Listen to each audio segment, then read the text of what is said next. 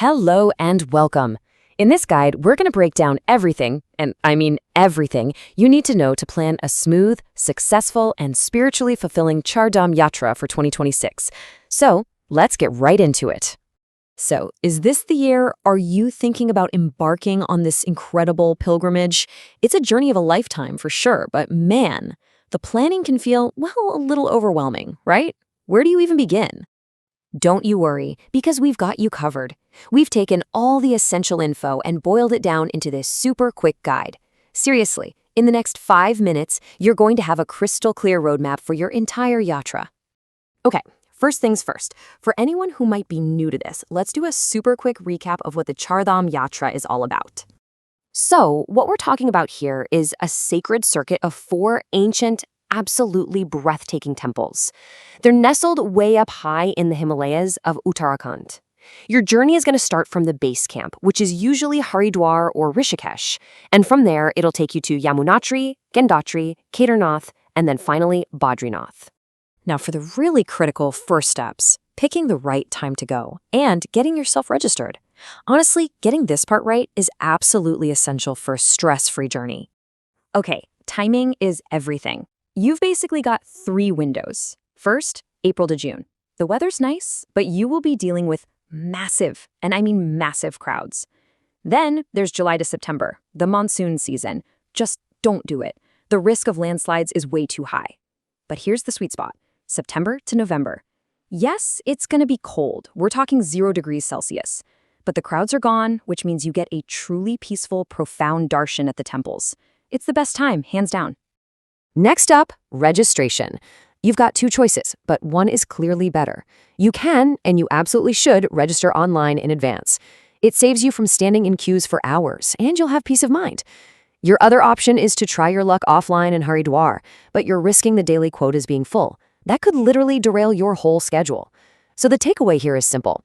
Plan ahead, get it done online. All right, so you're registered, and you know when you're going? Fantastic. Now, how do you get there and where are you going to stay? Let's get into the logistics. Getting to your starting point, Haridwar or Rishikesh, is pretty straightforward. You could fly into Dehradun Airport, which is nearby, but just a heads up, the fares can get pretty steep. If you want the most budget-friendly option, here's what you do. Take a train to Delhi and then just hop on one of the many overnight buses that go directly to Haridwar. Easy. And this right here really shows you the reality of mountain travel. Just look at those times. A 250-kilometer drive takes a full 8 to 9 hours.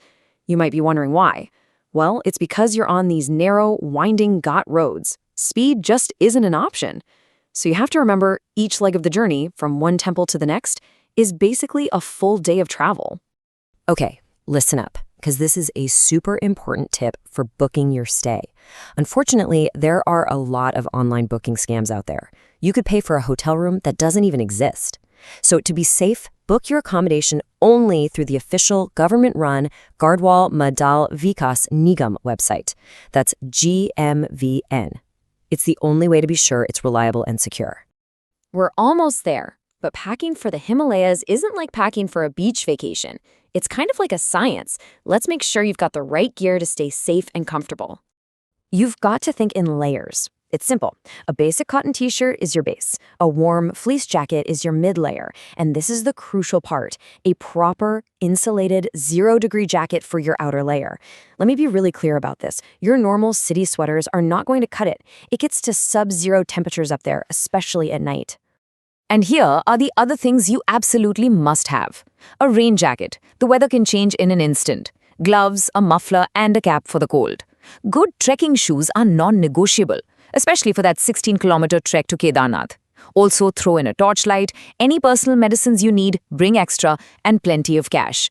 ATMs and online payments are just not reliable up there.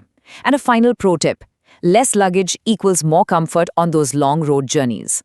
Finally, let's wrap up with some really important updates for the 2026 Yatra. And of course, the big question, how much is this all going to cost? Okay, there are a few new rules for 2026 that you have to know about. First, no mobile phones inside the main temple areas. They're strictly prohibited. Second, reports are indicating that non-Hindus will not be permitted on the yatra. And third, just to say it one more time, registration is absolutely mandatory. They have checkpoints, and you will be turned back without it. All right, let's talk money.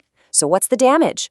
For a basic, budget-friendly tour package, one that starts in Haridwar and brings you back to Haridwar, you should be looking at a starting price of around 20,000 rupees per person. That gives you a really solid number to start your financial planning. And just a quick but really important word of caution. This quote here is from a real pilgrim whose tour operator's driver literally just abandoned them. No hotel, no food, nothing. It's a nightmare scenario, so please do your research. Read the reviews. Choose an operator that's reliable so your journey is peaceful, not painful. And there you have it, a complete game plan for your 2026 Char Dham Yatra. The logistics, the packing, the budget, it's all laid out for you. The only real question left is, what will this profound spiritual journey look like for you?